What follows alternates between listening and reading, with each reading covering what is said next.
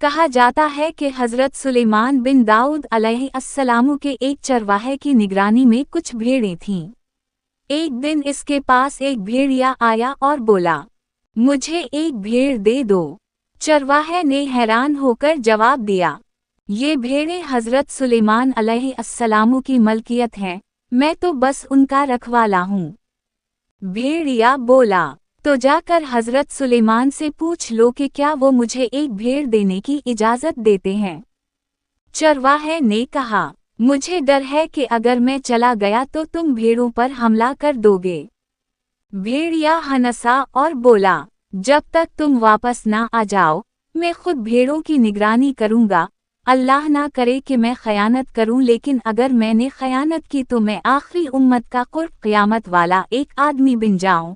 یعنی اپنے آپ کو بد دعا دی کہ ہم یعنی موجودہ مسلمانوں کی طرح ہو جاؤں، جو کہ افسوسناک ہے۔ یہ سن کر چرواہا روانہ ہو گیا۔ راستے کی حیرت انگیز نشانیاں۔ چلتے ہوئے چرواہے نے 3 عجیب و غریب مناظر دیکھے۔ ایک پہلی نشانی، اس نے ایک گائے کو اپنی ہی بچی کا دودھ پیتے دیکھا۔ حیران ہو کر اس نے سوچا، سبحان اللہ، میں نے اس جیسا منظر پہلے کبھی نہیں دیکھا، اس کا کیا مطلب ہو سکتا ہے؟ دوسری نشانی، آگے بڑھا تو ایسے لوگ دیکھے جو بوسیدہ کپڑے پہنے ہوئے تھے، مگر ان کے ہاتھوں میں سونے کی تھیلیاں بھری پڑی تھیں۔ چرواہے نے سوچا، یہ بھی بڑی عجیب بات ہے، ان کے پاس سونا ہے مگر یہ پھر بھی فقیر نظر آ رہے ہیں۔ تیسری نشانی، کچھ اور آگے بڑھا تو ایک بہتا ہوا چشمہ نظر آیا۔ پیاس کی شدت میں جیسے ہی قریب پہنچا تو بدبو نے اسے روک دیا۔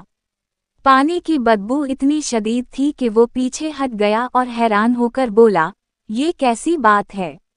بہتا ہوا پانی اور اتنا گندا۔ حضرت سلیمان علیہ السلام کی حکمت بھری وضاحت۔ بالآخر وہ حضرت سلیمان علیہ السلام کے پاس پہنچا اور بھیڑیے کی درخواست بیان کی۔ حضرت سلیمان علیہ السلام نے فرمایا، ٹھیک ہے، میں نے اسے اجازت دی کہ وہ ایک بھیڑ چن کر کھا لے۔ چرواہے نے عرض کیا، حکم بجا لاتا ہوں، مگر راستے میں 3 عجیب چیزیں دیکھی ہیں، ان کی حقیقت جاننا چاہتا ہوں۔ پہلی نشانی کا جواب، یہ آخری زمانے کی نشانی ہے۔ مائیں اپنی بیٹیوں کو فتنہ میں مبتلا کریں گی تاکہ خود فائدہ حاصل کر سکیں۔ دوسری نشانی کا جواب، یہ لوگ ڈاکو اور چور ہیں۔ جو مال حرام سے آتا ہے، اس میں